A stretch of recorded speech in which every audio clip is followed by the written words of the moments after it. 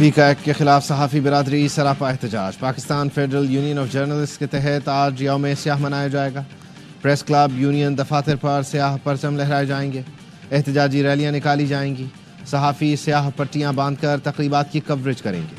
صدر P if you J Afzal but کہتے ہیں صدر مملکت کا ملاقات کا موقع دیے بغیر بل پر دستخط کرنا افسوسناک ہے۔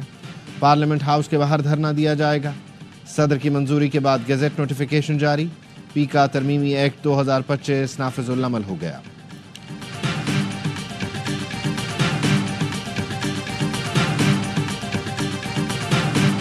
وزیر اعظم شہباز شریف نے تحریک انصاف کو پھر مذاکرات کی دعوت دے دی۔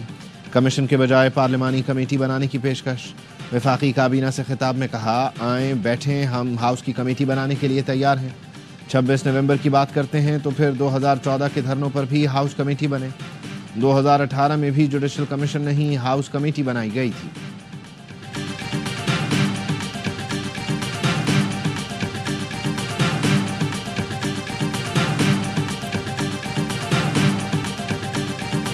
تحریک انصاف نے وزیر اعظم کی پیشکش مسترد کر دی۔ Chairman P T I barrister Gohar نے کہا وزیر اعظم کی آفر قبول نہیں کی جا سکتی۔ حکومت کے خلاف ہماری چارج شیٹ بہت لمبی ہے۔ وزیر اعظم کا بیان غیر متعلقہ اور ہمارے مطالبات سے ہٹ کر ہے۔ ہم نے مینڈیٹ کی تو ابھی بات بھی نہیں کی۔ اسیروں کی رہائی اور واقعات پر جوڈیشل کمیشن کا مطالبہ کیا۔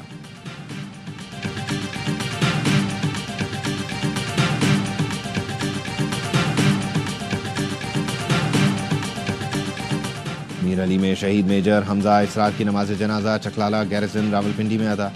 وزیر اعظم Shahbaz Sharif, army chief general Asim Munir نے شرکت کی۔ نائب وزیر اعظم اسحاق ڈار، وزیر دفاع، وزیر اطلاعات بھی شریک۔ وزیر اعظم شہباز شریف نے کہا شہداء کی عظیم قربانی قومی عزم کو مضبوط کرتی ہے۔ آئندہ نسلوں کو پرامن اور محفوظ پاکستان دینے کے لیے پرعزم ہیں۔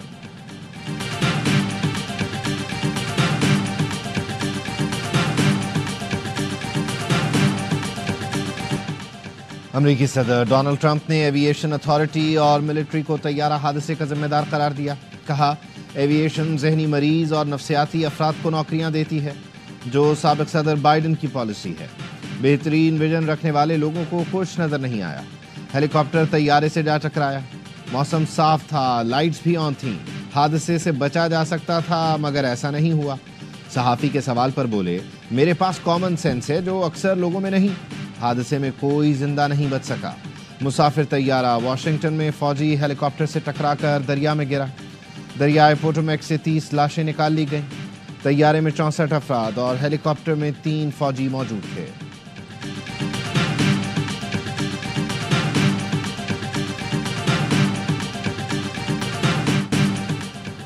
سینٹ کی قائمہ کمیٹی برائے خزانہ کی ہدایات پر عمل درآمد۔ ایف بی آر نے 1010 گاڑیوں کی خریداری روک دی۔ چیئرمین ایف بی آر نے کہا خزانہ کمیٹی کو مطمئن کرنے تک گاڑیاں نہیں خریدیں گے۔ اجلاس میں سینیٹر فیصل وارڈا نے انکشاف کیا ایف بی آر افسران نے انہیں مارنے کی دھمکی دی۔ کہا علی صالح، شاہد سومرو اور ڈاکٹر سجاد صدیقی نے براہ راست دھمکایا۔ 22 جنوری کے اجلاس کے بعد ٹیکس حکام گھٹیا حرکتوں پر اتر آئے۔ سستی گاڑیاں فراہم کرنے کی پیشکش پر کمپنی پر چھاپا مارا گیا۔ کراچی میں رہتا ہوں، دھمکیوں کا جواب دینا جانتا ہوں۔ واضح کر دوں مجھے یہ بدماشیاں نکالنا آتی ہیں۔ پوچھا ایف بی آر کی 100 ڈبل کیبن کہاں اور کس کے استعمال میں ہیں؟ سب ثبوت ہیں۔ افسران گاڑیوں کے اسٹیکر اتار کر گھروں میں استعمال کرتے ہیں، آئندہ بھی کریں گے۔ وزیر خزانہ محمد اورنگزیب نے کہا وزارت خزانہ کو فیصل وارڈا جیسے لوگوں کی ضرورت ہے۔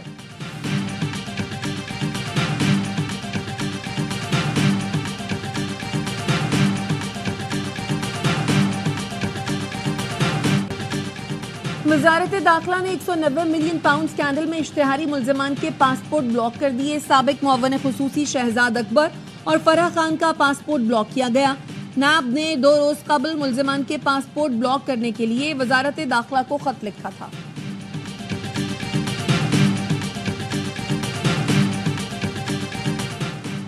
ریاست لوگوں کو بازیاب کرانے میں ناکام رہی۔ ہم جہاں سے شروع ہوئے تھے وہیں کھڑے ہیں۔ یہ کیس کب ختم ہوگا؟ جب تمام بندے بازیاب ہو جائیں گے۔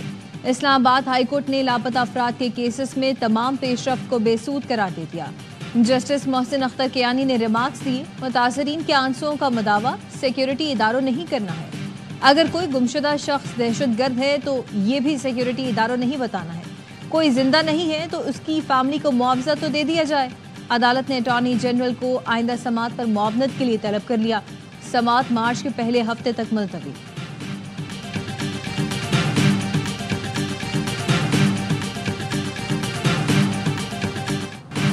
پاکستان کی ون چائنا سے متعلق پالیسی تبدیل نہیں ہوگی. پاک چین دوستی پر لگائے گئے گھناؤنے الزامات کی شدید مذمت کرتے ہیں.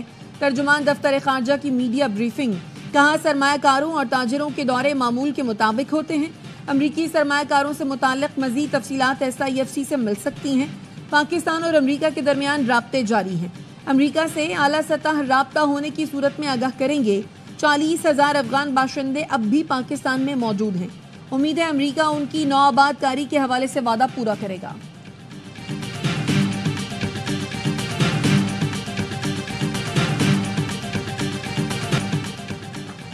پریکٹس اینڈ پروسیجر آرڈیننس کے تحت تمام اقدامات کو غیر قانونی قرار دیا جائے. چیئرمین PTI بیرسٹر گوہر نے پریکٹس اینڈ پروسیجر آرڈیننس 2024 کے خلاف درخواست خارج کرنے کو چیلنج کر دیا.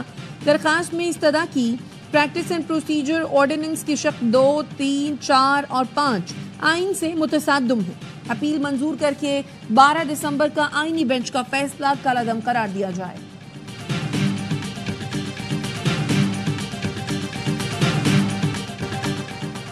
چیف جسٹس یحییٰ آفریدی سے اسلام آباد ہائی کورٹ کے 2 ججز کی ملاقات. ذرائع کا کہنا ہے جسٹس محسن کیانی اور جسٹس سردار اسحاق نے چیف جسٹس سے ان کے چیمبر میں ملاقات کی.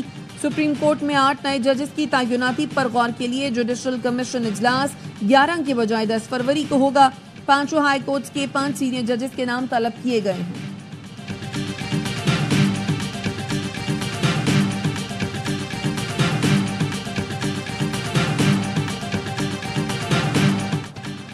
میں سینئر جج ہوں اور اس میں خوش ہوں. ہمارے چیف جسٹس موجود ہیں. مجھے سینئر جج ہی مخاطب کیا جائے ورنہ نظام اپسیٹ ہوتا ہے. جسٹس منصور علی شاہ کا کراچی بار ایسوسی ایشن کی تقریب حلف برداری سے خطاب. کہا دباؤ آئے گا, مقصد سے ہٹایا جائے گا, لالچ بھی دی جائے گی, لیکن آپ نے حلف سے نہیں ہٹنا. ناانصافی کے سامنے کھڑا ہونا بھی بڑا حوصلہ ہے. انشاءاللہ چیزیں بہتر ہوں گی. سپریم کورٹ کے آئینی بینچ نے جسٹس منصور علی شاہ کے 2 حکم نامے واپس لینے کا تحریری آرڈر جاری کر دیا. کہا گیا ہے 13 اور 16 جنوری کے حکم نامے بغیر کسی اختیار کے تھے. ججز کمیٹیاں پریکٹس اینڈ پروسیجر ایکٹ کے تحت کام کرتی ہیں. کون سا کیس کہاں لگے گا فیصلہ کرنا کمیٹیوں کا اختیار ہے.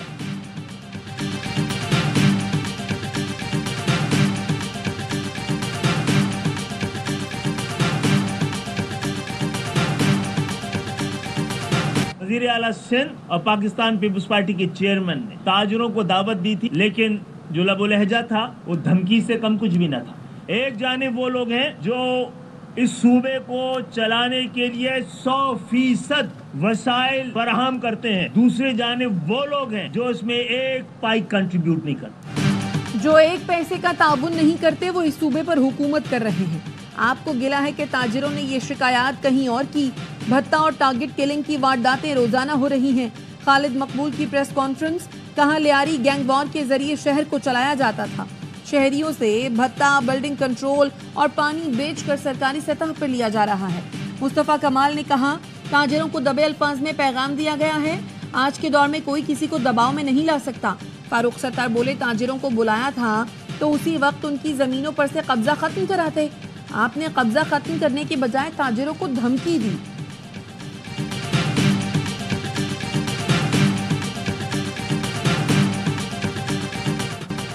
غزہ جنگ بندی معاہدے پر عمل درآمد کا تیسرا دور.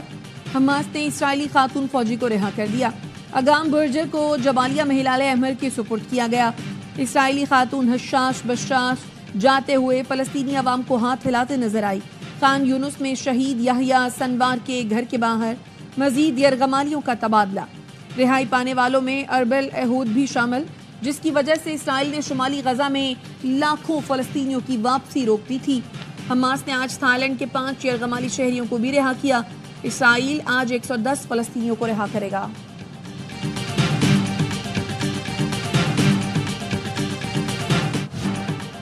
ٹیکس شارٹ فال پورا کرنے کے لیے چینی پر 3 سے 4 روپے فی کلو فیڈرل ایکسائز ڈیوٹی لگانے کی تیاری. वज़ीर ममलिकत, चेयरमैन FBR और सेक्रेटरी वजारत खजाना ने तजावीज़ वज़ीर आज़म को भिजवा दी।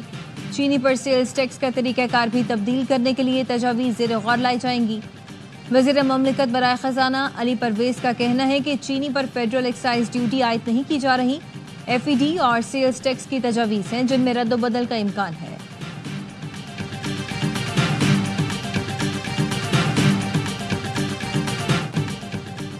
अमरीकी खातून को कराची में महबूब की तलाश। गार्डन का रिहायशी 19 साल का अहमद नदाल घर से फरार। 33 साल अमरीकी खातून भी कई घंटों बाद टैक्सी में रवाना हो गई। पुलिस का कहना है नहीं मालूम अमरीकी खातून कहां गई। पुलिस हुकाम का कहना है खातून लड़के से मुलाकात और डॉलर्स की अदायगी का मुतालबा कर रही है।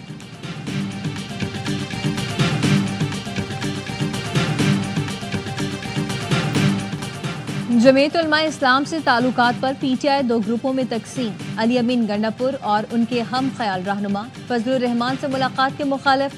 असद कैसर और उमर अयूब JUI समेत तमाम अपोजिशन जमातों से बेहतर ताल्लुकात के हामी। अली अमीन ग्रुप का दावा है मौलाना से हालिया मुलाकात बानी PTI की मर्जी के बगैर हुई है। दूसरे ग्रुप का कहना है कि बानी PTI ने तमाम अपोजिशन जमातों से राब्ते का कहा। अली अमीन ग्रुप का मौक़िफ़ है कि JUI ने 26वीं तरमीम पास करवा कर हुकूमत को सहारा दिया।